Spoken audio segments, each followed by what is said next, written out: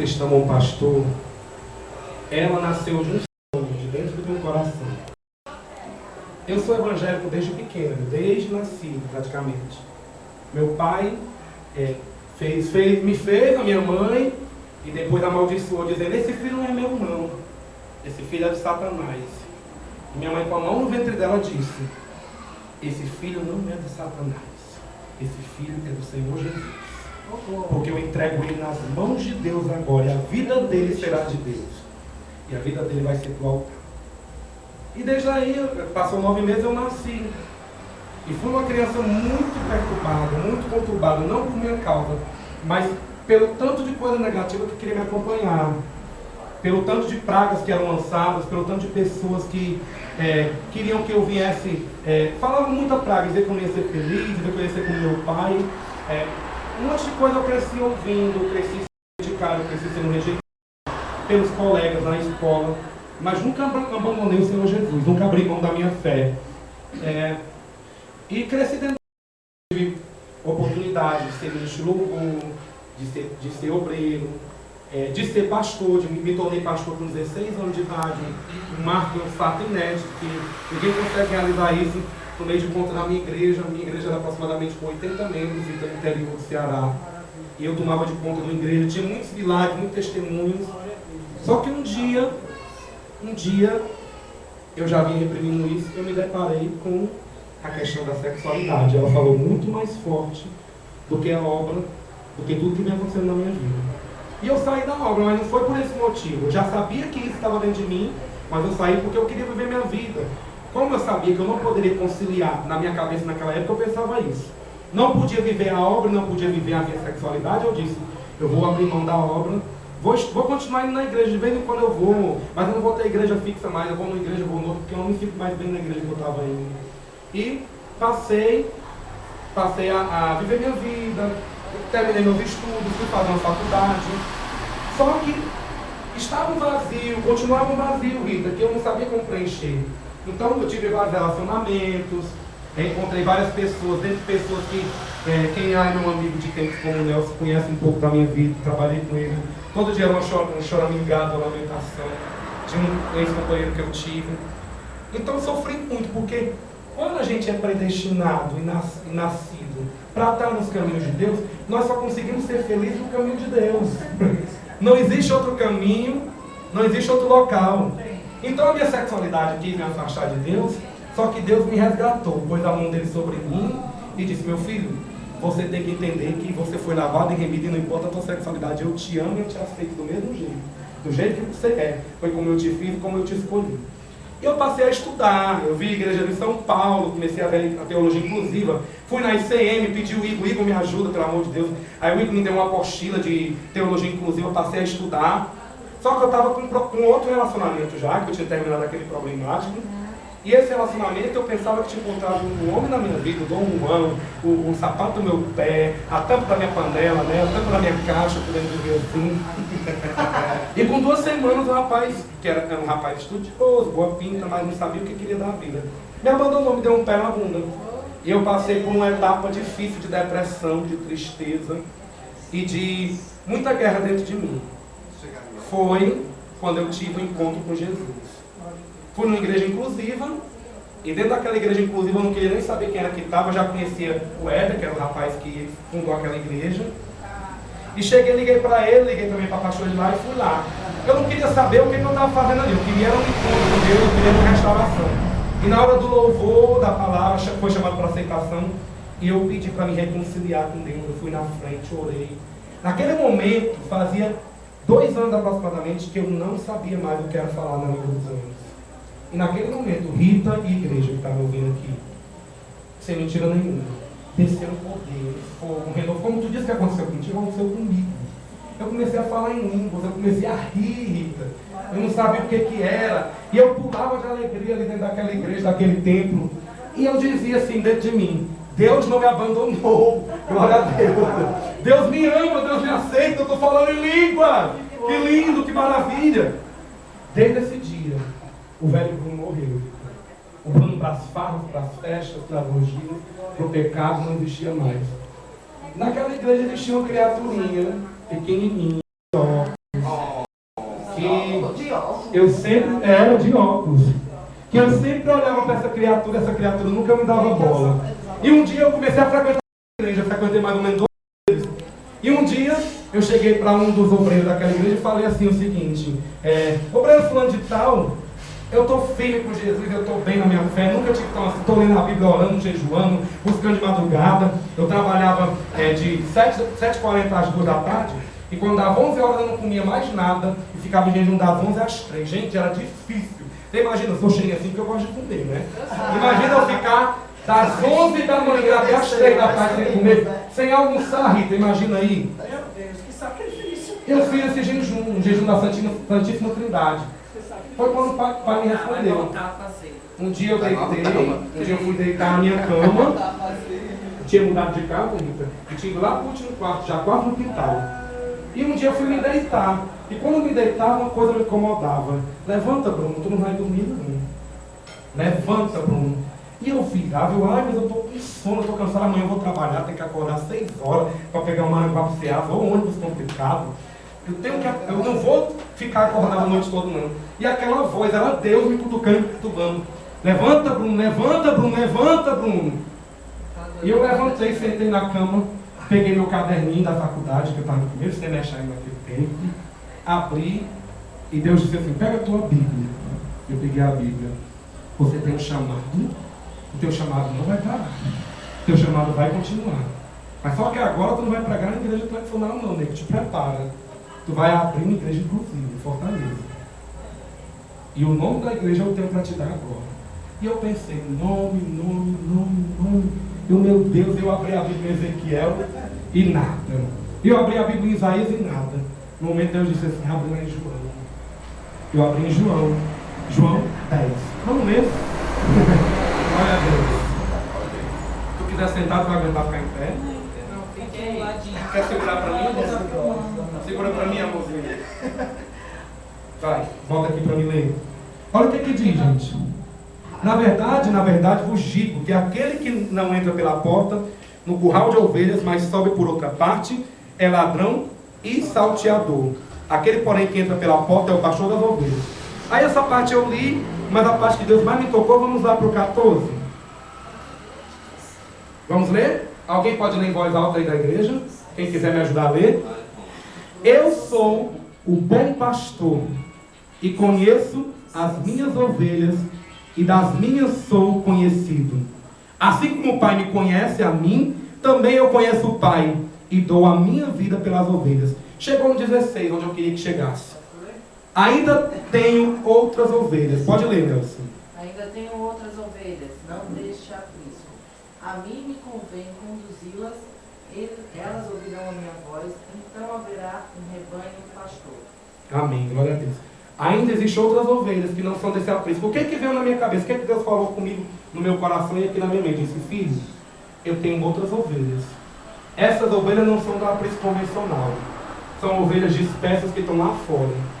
São gays, são lésbicas, são travestis, são bissexuais, que um dia encontraram o amor de Deus na igreja tradicional, mas se confrontaram com a sua sexualidade e deixaram de buscar a Deus. Tu vai buscar elas. Tu não vai procurar os que estão dentro de igreja inclusiva, tu não vai procurar em outro lugar, em outra igreja, nem pegar de outro canto, pescar na quadra dos outros. Eu vou te mostrar o que tu vai fazer. E ali eu fiquei maravilhado com essa palavra. E comecei a coloquei no papel o nome da igreja, comunidade cristã Bom Pastor, dias de culto, dia tal. Comecei a profetizar. Ministério da igreja, ministério de louvor, tal. Ministério de casais, tal. Ministério de intercessão, tal. Louvor, a gente vai cantar música tal. Tema do ano, tema tal. Jeremias. E ali foi uma tempestade, uma brainstorm, uma tempestade de ideias. E Deus foi mostrando, falando. Aí eu já estava conversando com essa criaturinha, o meu amado, que o pastor Cassiano. E conversando com ele, eu cheguei e falei: filho, é o seguinte, posso te contar uma coisa? Deus me deu uma revelação, ele também não acreditava muito em revelação, nem falar em línguas, ele era todo quadrado, ele era um crente quadrado, podemos dizer assim. Porque ele se assustava, porque na igreja onde ele estava, nessa igreja inclusiva, tinha uns retetés, uma coisa de louco, o povo corria, o povo ficava igual avião, e ele ficava com medo disso. Só que ele entendeu, hoje ele entende que quando Deus quer agir, Deus age de qualquer forma de ser. Deus usou um jumento para falar, não foi Rita? Para falar com Balaão. Então assim, eu falei para ele: filho, Deus me deu um propósito e eu vou montar uma igreja inclusiva. Pode entrar, amado, em nome de Jesus. Venha, não tem problema não, tá de short? Vem. Vem. Glória a Deus, é assim mesmo. Venha. Tá em quantos aí? Olha. Palma para Jesus. Rita, tira esse ventilador. Tem 3 lugares aqui, ó. Vem. Aqui, filho. Filma a igreja, linda. Filma. A igreja lotada agora. Que lindo, que maravilha. Não, menina, para vir para cá para frente, menina. Foi lá para trás. Tem problema nenhum. Isso. Então assim, eu falei pro Cassiano, continuando a história, para a gente poder me cumpridar. E o Cassiano disse, Bruno, isso é loucura. Como é que nós vamos abrir uma igreja inclusiva? Já tem 2 igrejas aqui. E como é que eu vou sair daqui? Ele não acreditava em mim, porque ele me via como um menino. Eu, na época eu tinha 19, eu fiz 20 anos. Ele me via como um menino. Ele com 27 anos. Ele não. Hoje ele tem 27 não, 29, né, filho? 27. E ele disse assim, eu lá vou dar atenção à cabeça desse menino. Ele dizia assim, eu lá vou dar atenção ao que esse menino está falando, essa coisa da cabeça dele é muito novo, não sabe o que ele fala. E eu contei minha trajetória para ele, a gente foi se conhecendo. Eu cheguei a dizer na cara dele, olha, eu não me vejo casado com você, você não é a pessoa ideal para a minha vida. Foi idas e vindas, e eu ali, sabendo que eu querendo resistir o que Deus tinha mostrado. Deus dizia assim, Bruno, eu acho que Deus faltou falar isso, Bruno, deixa de ser burro, deixa de ser louco. O que é teu, o que está preparado para ti, quem vai estar contigo do teu lado para tocar essa obra, para te ajudar a vida toda, é esse homem aqui. Olha para ele, quem está olhando para ele, e Deus disse para mim. E um dia na parada eu para ele, eu não me vejo casado. Aí o bichinho saiu tão triste, eu ainda lembro desse dia. Ficou assim, sabe? E eu fiquei pensando, quando eu cheguei em casa, eu liguei para ele. Desculpa o que eu falei. Eu falei porque eu quis não e tal. E aí começava uma grande obra. O que aconteceu? Todo mundo contra. Eu pelejei para poder entrar na igreja, inclusive, que eu estava, e poder pregar, e poder louvar. E a igreja barrava e não deixava. E eu pedia, pastora, deixa eu louvar. E a pastora, não, você não vai louvar, tem que aguardar o tempo. Pastora, deixa eu contar meu testemunho, não. Ai, vem ser ministrado, não sei o que. Eu disse, pastora, eu não preciso ser ministrado não, porque o Espírito Santo me preparou. Eu estou sentindo o chamado, está latente aqui, eu preciso pregar. E a pastora não, me segurando. E eu disse, não dá mais. Eu falei para ele, para o Rondinello, pode filmar ele aqui. Falei para ele. Pode filmar. Falei para o Cassiano. Pode filmar. Filmar agora aqui de novo. Havia Desliga esse celular, pelo amor de Deus. Havia mesmo a limitação. Falei para o Cassiano. E eu disse, não vou vir mais aqui. Aí quem eu procurei? O meu amigo, pastor Igor, que era da ICM, uma igreja luterana, com uma doutrina e tradição totalmente diferente da nossa. Quase católicos, mas ele não adora imagem e tal. Assustou. Aí eu fui para a ICM, fiquei lá mais ou menos umas 2 semanas, me preparando para começar a Bom Pastor. E falei para o Cassiano, no dia da ordenação pastoral, presta atenção, no dia da ordenação pastoral do pastor Igor, que veio o reverendo lá de São Paulo, eu fui convidado para ir como uma das testemunhas da consagração dele. Eu fui e chamei o Cassiano. O Cassiano chegou primeiro que eu. Quando ele chegou lá, a mãe do Igor, uma senhora muito novinha, ela é católica. Quando ele viu a mãe do Igor com a fotozinha que tinha a Virgem Maria segurando Jesus, o Cassiano olhou assim, ficou horrorizado. Não tinha texto, não tinha imagem não, ele que inventou essa história. Aí ele pensou, ele disse, o Bruno tá doido, não virou católico? Eu não, Cassiano, ali a mãe dele que era idosa, depois eu expliquei. Aí pronto, veio problema, veio dificuldade, a outra igreja se levantou. Aí a pastora falou, Cassiano, agora que tu não tem mais que se juntar com esse louco, esse Bruno é louco, esse Bruno é doido, tu vai te botar a perder, vai te afastar dos caminhos de Deus. E eu lutando, eu dizendo, Cassiano, é isso que tu quer ficar longe de mim? Pois tá bom. E eu, quase que a gente rompia por conta desse problema. Até que um dia teve um seminário pentecostal nessa mesma igreja, foi o último dia que eu pisei o pé lá. E veio uma mulher de longe, Dona Luzia, se não me engano o nome dela.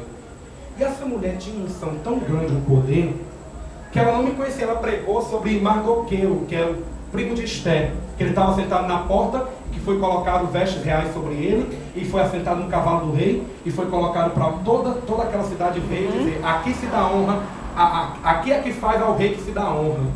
Então ela disse assim, talvez você está aí triste, porque Deus ainda não levantou, Deus ainda não ergueu o seu chamado. Eu quero te dizer uma coisa, Deus vai mexer muita coisa aqui, e aquele que Deus tiver de levantar, ele vai começar a levantar. E ela começou a pregar e disse assim, eu vou fazer uma oração, Deus está tocando em mim. Aí essa mulher começou a orar, todo mundo ficou de pé, e ela disse, quem quer que eu vá até você, levante a mão. E eu morrendo de medo de levantar a mão, a mulher do reteté do fogo, e eu com medo, meu Deus, o que vai acontecer aqui? E aconteceu que a mulher começou a ir pelo povo, e ela ia, segurava uma mão, outra. Quando essa mulher chegou em mim, a mulher estacionou. Parou. E ela disse assim, eu sei. Não foi ela, foi a voz de Deus. Eu sei do propósito que está no teu coração. Eu sei do chamado que tu tem. Se preocupa não. A cadeira é tua. O lugar é teu e tu vai se assentar onde Deus quer te colocar. Deus vai te restaurar. Ele está começando a te restaurar. Para você restaurar e sarar a ferida de muitos. E Deus vai te dar um companheiro ideal e fiel para te ajudar nessa obra. E a partir de hoje Deus te reveste. E ela botou a mão na minha cabeça. Seja cheio do Espírito Santo. Naquela hora veio uma unção triplicada de línguas. Eu falava uma, eu falava outra, eu começava a pular. E o Cassiano lá do canto, ele estava na igreja nesse dia. Olhando, meu Deus, o que está acontecendo com o Bruno? E eu lá pulando, e eu lá orando. E ele sem entender o que era o poder de Deus. Depois desse dia, eu disse, Cassiano, fique em oração que a bom pastor vai acontecer. Deus está tocando no meu coração o que vai acontecer. Aí o Cassiano, mas Bruno, vai ser daqui a 2 anos, 3 anos. Não vai ser agora. E o Rondinelli nem acreditava mais. O Rondinelli nunca, na realidade, naquela época ele não acreditava, só acreditou quando viu, né? Igual eu nem acreditava. Então, assim, só impossível. Eu marquei um programinha no feriado do meu amor. A gente foi sair pro Dragão do Mar assistir um filme. E eu cheguei tarde. Não foi de propósito, eu atrasei do nada. Quando eu atrasei, eu disse, amor, me espera que eu estou chegando. Eu vou demorar um pouquinho, mas eu vou chegar. E cheguei. Quando eu cheguei lá, tinha um cara conversando com ele. Eu morrendo de ciúme pensando que o cara estava paquerando. Realmente o cara estava paquerando, quase queixando ele. Mas aí a conversa tinha outro espírito. O cara estava falando do amigo que tinha tentado se suicidar, que era gay, que precisava de uma oração na casa dele. E convidou a gente para ir fazer a oração na casa do Lincoln, que hoje está na Suíça. Está na igreja evangélica lá, está com a mãe dele, está bem, graças a Deus. Saiu da vida promíscua que ele tinha, pelo menos está lá com a mãe dele, está firme na igreja. Eu agradeço a Deus por isso. A minha parte eu fiz. Mesmo que a igreja seja tradicional, mas ele está bem. Então aí o rapaz disse assim, olha, eu vou falar com ele, mas é para vocês irem fazer a oração. Presta atenção aqui, por favor. Conversa depois, tá? É para vocês fazerem a oração de imediato. Para começar, se for possível, amanhã ou sexta-feira. Faltava 2 dias. Aí eu olhei para o Cassiano, amanhã, sexta-feira, Cassiano. Isso era 15 de novembro, um feriado. Lembra do feriado? Pois é. Aí a gente ficou louco, eu levei o Cassiano lá para casa. E a gente nem dormiu direito na noite. Foi muita bênção. Foi amor, foi logo, depois foi para a Bíblia. Foi sagrado. Aí depois fomos para a Bíblia, fomos a orar, fomos buscar Deus.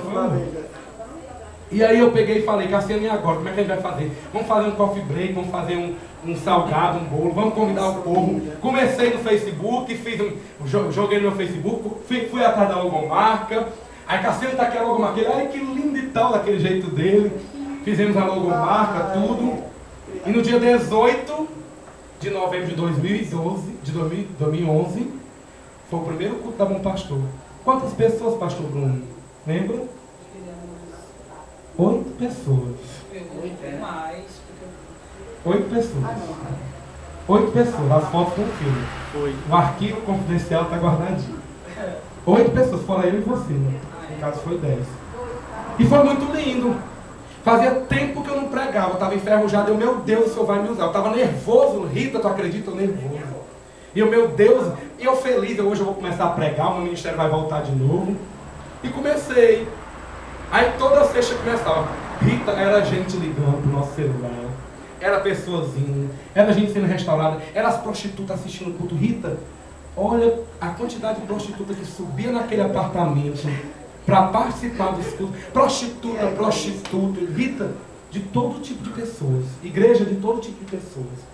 E as prostitutas, quando iam para o culto, Deus tocava no coração delas, e elas choravam, elas eram vendidas. Olha, pastor, eu quero sair dessa vida e tal, eu vou mudar, eu não sei o que e tal. E Deus trazia. Aí quando eu fazia a oração de cura e libertação, era chuva de poder, era demônio manifestando, era o povo se libertando, se curando. Teve um dia que eu saí de lá quase meia-noite, que um rapaz da Umbanda manifestado, e a gente foi orar nele, para mandar o mal sair, e o demônio não me toque. E nesse dia eu estava cheio do poder, cheio da unção. Eu só fiz tocar a mão no peito dele, eu disse, deixa eu orar por ti, tu está precisando. Ele, não toque em mim. Aí quando eu toquei nele, e o poder de Deus desceu ali. Aí depois Depois do rapaz, a prostituta que estava do lado começou a passar mal, e meu Deus. E o Rondinelli, e agora nós vamos sair daqui que hora, pelo amor de Deus, o Rondinelli estava lá. E a gente orando, e eu entrei em propósito, eu entrei em espírito. Eu fui embora para casa, mas graças a Deus depois eu liguei, estava tudo bem, tudo calmo. Então começou o poder. Restauração, transformação. Fizemos o primeiro mês da Bom Pastor e fizemos um culto num domingo especial com mais de 40 pessoas, 45 pessoas, numa cobertura do Fortaleza Fred, um edifício na beira-mar. Foi muito lindo, com bolo refrigerante, com tudo. Até que veio as perseguições. Quando a mãe do rapaz gay que cedeu a casa veio da Suíça, ela assistiu o culto, viu a pregação, ela me adorou, me chamou de homem de Deus, disse que, você é um homem de Deus, eu amo você, não sei o quê. Mas quando ela descobriu que a igreja era uma igreja inclusiva, que não queria mudar o homossexual, mas sim ajudar ele a conhecer a Deus, porque ela pensava que eu fazia um trabalho de restauração, que eu chamava os gays para se virar ex-gay e casar com mulher e depois ver a vida dele para a igreja. Era isso que ela imaginava, sendo que não era a realidade. Então ela começou a tacar pedra. Por causa dessas pedras que ela tacou, muitos dos meninos que estavam no início com a gente se afastaram. A gente já estava com muitas pessoas. E muita gente deixou de ir e a gente perdeu o nosso local. Nesse tempo que a gente perdeu o local, era o tempo que a Satine, que é a transexual que frequentava um pastor, estava se convertendo também e largando as drogas. Eu falei para ela, aí saiu muita gente da igreja que hoje, graças a Deus, já retornou, está de volta. Em nome de Jesus, para a honra e glória de Deus. E aí a gente começou a fazer um culto. O rapaz falou assim, olha, pastor Bruno, nós vamos continuar fazendo esses cultos. Mesmo que minha mãe não queira, ele pelo menos tinha uma vontade da gente estar ali perto dele, porque ele não se sentia só, não dava vontade dele se suicidar, e ele ficava bem do lado da gente. E ele disse assim, vamos fazer no meu quarto. Aí a gente foi pro quarto dele um dia, mas ninguém aguentou. Era um calor, menino, pense. E eu revoltado orando, e a cama no meio, o quarto escuro, não tinha nem luz, e a gente orando no quarto, e eu, meu Deus, esse fogo aqui é o teu fogo, eu não aceito, eu estou igual Pedro e Silas, Paulo e Silas clamando na prisão, meu Deus, eu não aceito. E a Zé fofoqueira lá embaixo, vamos ver, se tem barulho, se tiver louvor, é porque eles estão fazendo culto. Vamos denunciar para a mãe dele para acabar esse culto aqui. Foi uma perseguição, foi uma luta. O Rondinelli sabe, eu digo, o Rondinelli nunca abandonou a gente, está aqui desde o início, está aqui e perseverou junto com a gente. E aí a mãe dele descobriu, tirou ele da pousada. Aí ele disse assim, pastor Bruno, não dá mais para fazer aqui em casa não, porque as vizinhas estão de olho, meu irmão está de olho, eu vou mostrar um lugar para a gente ir. Fomos na praia de Iracema, para o aterro, uma cabine de salva-vidas. E lá, na cabine de salva-vidas, Deus começou a restaurar a vida. A Satine começou a vir e frequentou assiduamente desde a cabine de salva-vidas. Outras pessoas foram, o Nelson esteve presente na cabine, o Marco Júnior esteve presente na cabine. Quem mais? Acho que o Leandro foi algum dia na cabine. Foi não, né? Muita gente. Gente, a cabine ficou, Gleison, a cabine ficou tão grande, Rita, cabia 12, era um quadrado assim mais ou menos, um pouco mais largo que esta mesa. Cabia 12 pessoas apertadinha, e eu tinha que caçar um local para a luz para poder ler a Bíblia, porque era escuro. E a escada, quando você subia, tremia todinha, tinha que segurar no pau lá, tremia que só. Eu morria de medo de subir aquela escada. E tinha um pau que descia também, né? Você descia assim, igual de bombeiro. E aí, foi lá que a gente começou. Aí foi na época do retiro, na época de final de ano, fizemos nosso Réveillon, deu 18 pessoas. Aí foi na época que, depois do retiro, teve o retiro em Itaiçaba. A gente foi para aquela casa se divertindo, foi muito bom, teve boate gospel. Teve estudo de teologia inclusive, o primeiro estudo. E foi muito bom, Deus restaurou até vidas que foram para o carnaval. Um monte de gay lá, um monte de bêbado, passando pela rua, quando viram que a gente estava fazendo um culto, que botamos um louvor lá, gospel, entraram, eu disse assim, pode entrar, aqui é a casa de vocês também. Quando entrou, taquei o som da boate gospel, botei o jogo de luz, quando foi meia-noite, que foi de 10 à meia-noite a boate gospel, taquei o louvor da Aline Barros, disse assim, vamos fazer um círculo todo mundo, orei, entreguei a vida deles a Jesus, e foi maravilhoso, foi lindo mover de Deus ali. Aí voltando do retiro, eu falei, Cassiano, não dá mais. Vamos procurar um local para poder vir para fazer os cultos. E o Cassiano passava por aqui e disse, tem um ponto na Costa Balta para alugar, mas não sei qual é o tamanho, não sei o que, e o Cassiano resolve para mim. Eu sempre fui assim, ele resolve. E ele nada de resolver. Aí eu disse assim, quer saber uma coisa? Vai lá. Eu disse, marquei de ver o Cassiano aqui no centro, porque ele estava morando em Maracanãú. E disse, Cassiano, nós vamos lá hoje, porque eu quero falar com o dono. Assim que eu cheguei aqui, eu liguei para o dono, que é o Adriano, e falando com o dono se disponibilizou. Eu falei que era para a igreja, precisava de 3 calção. Eu só tinha R$300 na minha mão, o Cassiano tinha algum valor, e o irmão dele também tinha uma parte guardada que Também foi graças ao irmão dele, Marco Júnior, que a gente está aqui hoje na Bom Pastor. Se não fosse ele, que ajudou, semeou nessa obra, a gente não estaria aqui. Graças a ele, que deu um dízimo, que deu para cobrir o calção, foi que a gente está aqui hoje também. Então aí tudo combinado com a cena. Olha, Bruno, meu irmão disse que tem tanto, vai dar para cobrir o calção. Eu tenho tanto, tu tem tanto. O resto a gente vê. Cadeira, caixa de som tem um dos meus eventos. Cadeira a gente compra. Ventilador, a Satinho doou metade das cadeiras também. E aí, eu falei com o Adriano disse, olha, não precisa dar os 3 calção não, dá só 2. A gente deu os 2 calções. Entramos no ponto, no dia 18, fizemos o primeiro culto, dia 20 de março de 2012 agora. Aí fizemos o primeiro culto. Quando a gente veio pra cá, foi outro luto. Para o povo se acostumar e se desvincular de uma capa de oração ou de um grupo de oração para saber que virou igreja realmente, o povo tem uma dificuldade de assimilar. Passamos os 3 primeiros meses com dificuldade de ter membro aqui nessa igreja. Quando foi no 3º mês foi que veio aparecer, e ainda apareceu héteros. A igreja ficou lotada de héteros. Que receberam bênçãos, foram restaurados casamento, foram embora, não estão morando lá em Cuiabá hoje. Outros também foram embora, mas saíram daqui abençoados, ainda saíram daqui honrando a obra, ajudaram no nosso aluguel também. Deus nunca deixou faltar nada para essa obra, igreja. Deus nunca deixou nada faltar para essa obra, Rita. Então assim, depois disso veio mais crises, veio dificuldades. A gente nunca deixou de evangelizar boates, praias, festas, parada gay, noite, e evangelizar os héteros também. Temos 2 tipos de panfleto aqui, e aqui todos se sentem bem. Tem hétero aqui na igreja? Tem? Filma ali, tem hétero? Levanta a mão, tem hétero? Glória a Deus. Aleluia. Então o Bom Pastor está fazendo esse trabalho lindo de restauração de vida, transformando vida, fazendo pessoas aceitarem Jesus. Hoje, graças a Deus, nós temos em média na nossa igreja 10 pessoas. Não estão aqui sempre porque tem os seus afazeres, tem os seus compromissos, mas pelo menos uma vez na semana se compromete a estar aqui. Tem o meu filho mais recente, que é o filho que foi um milagre de Deus, o testemunho dele é lindo, eu vou contar aqui hoje para não demorar. É uma bênção de Deus. Tem um filho meu mais recente que foi adquirido agora há pouco tempo. Um filho também que foi um milagre, que é o Léo, tá ali, filma ele ali de rosa, de boné. Tá tremendo na vida dele, então não posso esquecer. Uma luta pro Nelson. Faz assim pro pessoal te ver. O pessoal aí que tá vendo aí nas câmeras, tá vendo via YouTube, canal para poder te ver, certo?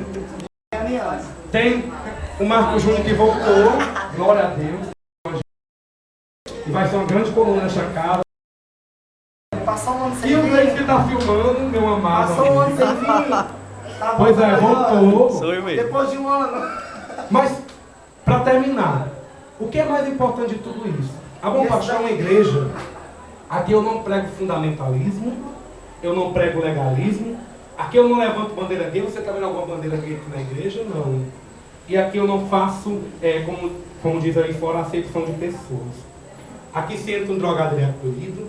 Aqui se entra um bêbado, ele é acolhido. Se entra um hétero, ele é acolhido. Se entra uma lésbica, ela é acolhida. Se entra uma pessoa que não sabe o que é, também ela é acolhida. Não é não, Rita? Então assim, eu prego o amor. O maior mandamento que é o mandamento que é hoje da era atual, da era da graça, é amar a Ele sobre todas as coisas e amar ao próximo sobre a ti mesmo. Existe um amor dentro do meu coração. Existe um amor dentro do coração do Cassiano. Um amor grande por essas almas. Que a gente chora por elas. Que a gente às vezes deixa a noite para falar: fulano, como é que tá? Tu lembra, Cassiano? Cassiano diz: ah, fulano tá assim, vamos orar por ele. Fulano, Cassiano. E a gente fica lembrando do povo, sabe? Orando pelo povo. E é assim a nossa vida. A gente ele deixou a família dele. Eu deixei minha família. A família dele taca muita pedra nele, é muito rígida. São de uma igreja nacional e não querem nem ver não querem nem me ver pintado de ouro. Além ele pode ter perdido a família dele, os familiares que rejeitam, ele ganhou minha família, que minha mãe e minha avó, todos são evangélicos, mas eles entenderam que a minha sexualidade não é algo que me barra e me separa de Deus. Eles continuam me vendo como homem de Deus. Eu vou lá na minha avó, ela ajuda na obra, ela manda, às vezes ela pergunta: meu filho, como é que tá lá? Tá bem? Como é que tá? Pagou o aluguel? Aí ela manda a oferta do aluguel, diz: ó, vou inteirar com tanto para você botar lá no seu aluguel, tá faltando isso. Ajuda. Gente, é uma coisa que eu mesmo fiquei impressionado, porque eu esperava a rejeição da minha família e da minha casa. Não aconteceu. Tudo isso porque eu estava assistindo o filme de Paulo, com Cassiano. Quando o povo começou a pregar o nome de Jesus, na época do Ato dos Apóstolos, você pode ler, Os próprios romanos daquela época e os próprios judeus, os fariseus e saduceus, diziam o seguinte: deixa eles pregarem, deixa eles falarem, porque se for de Deus, ninguém vai deter a pregação, ninguém vai deter o chamado deles. Agora, se não for de Deus, vai ser como tantas outras igrejas e seitas que se acabaram. O que aconteceu? Hoje estamos completando um ano. É algo de Deus, um propósito santo. Estamos aqui beneficiando a vida de vocês. Essa é a comunidade do pastor. Essa é a nossa história do livro de João. Podemos contar para vocês. E eu espero que vocês permaneçam aqui, não por minha causa, não por causa do Cassiano, mas por causa do Senhor Jesus. Ele é santo, ele vive e reina para todo sempre. Queria pedir um aplauso bem grande.